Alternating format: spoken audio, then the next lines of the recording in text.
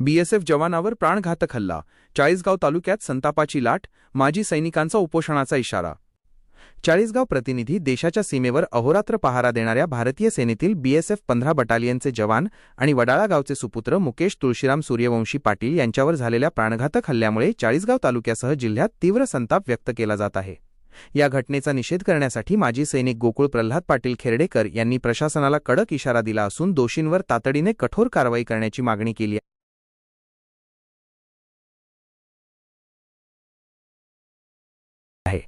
घटनेचे गांभीर्य आणि निषेध। मुकेश सूर्यवंशी हे देशसेवेचे प्रतीक असून त्यांच्यावर झालेला हल्ला हा केवळ एका व्यक्तीवर नसून तो संपूर्ण देशाच्या सन्मानावर आणि संविधानिक मूल्यांवर झालेला आघात आहे असे निवेदनात म्हटले आहे। समाजात वाढणारी ही कुवृत्ती वेळीच ठेचणे गरजेचे आहे अशी भावना माजी सैनिकांकडून व्यक्त करण्यात आली आहे।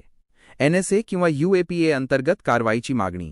या प्रकरणातील फेरमध्ये केवळ साधी कलमे न लावता घटनेच्या भीषणतेनुसार सखोल चौकशी व्हावी। हा हल्ला एका लष्करी जवानावर असल्याने यामध्ये राष्ट्रीय सुरक्षा कायदा, एनएसए किंवा यूएपीए सारख्या कडक कायद्यांचा समावेश करण्याची शक्यता कायदेशीर तज्ज्ञांमार्फत तपासावी अशी ठाम मागणी करण्यात आली आहे। प्रशासनाला शेवटचा इशारा।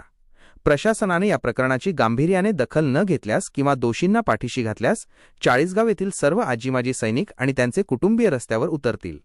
लोकशाही मार्गाने आणि शांततेच्या मार्गाने प्रशासनाविरोधात बेमुदत उपोषणास बसण्याचा इशारा या पत्राद्वारे देण्यात आला आहे।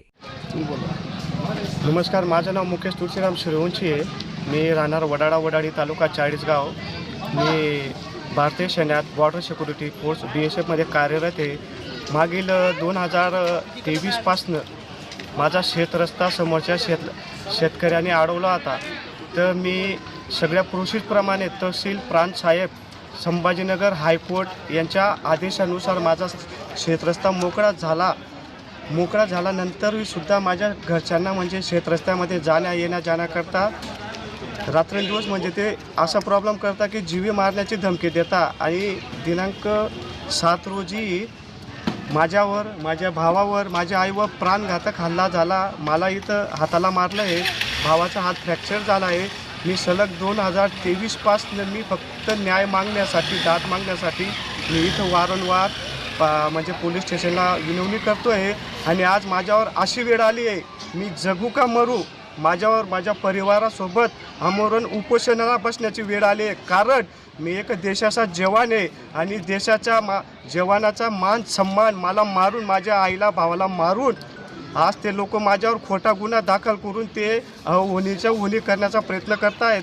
मी एवढंच नाही, महसूल मंत्री बावनकुळे साहेबांपर्यंत सुद्धा माझं निवेदन गेले। आपलं DM ऑफिस, आपले काय म्हणता आयुष प्रसाद आहेत ना, त्यांच्यापर्यंत सुद्धा आवेदन दिले।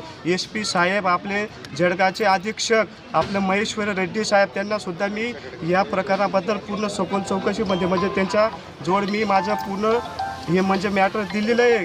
काल माझ्या परिवारावर प्राणघातक हल्ला झाला। मी 20 तारखेला सुट्टी आल्यावर मी तर 24 तारखेला इथं एनसी नोंदली की या समोरच्या लोकांपासून माझ्या परिवाराला मला जीव घेण्याचा म्हणजे मला धोका आहे। हे दिल्यावर सुद्धा माझ्या परिवारावर माझ्यावर यांनी हल्ला केला। मी फक्त शासनाला एकच विनंती करतो, मला कुठेतरी न्याय द्या। मला शासनाने दिलेल्या न्यायानुसार माझा रस्ता खुला झालेला आहे, पण मी माझ्या मर्जीविरुद्ध माझा परिवार आणि मी त्या रस्त्यावर जाऊ शकत नाही का? मला एक सांगा, शासन फक्त GR काढू शकतं, त्याची अंमलबजावणी नाही होऊ शकत का?